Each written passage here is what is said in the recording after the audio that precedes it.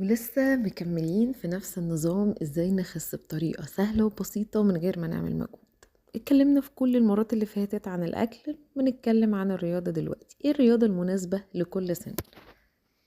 الأطفال من سن 3 ل5 سنين لازم يلعبوا لعب فيها حركة، يعني يجروا يتنططوا، وده لمدة 3 ساعات في اليوم على الأقل.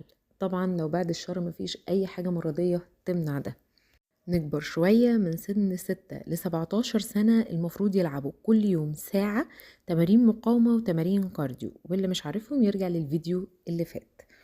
فوق بقى 17 سنة واحنا طالعين رول كده: اتحرك أكتر واقعد أقل.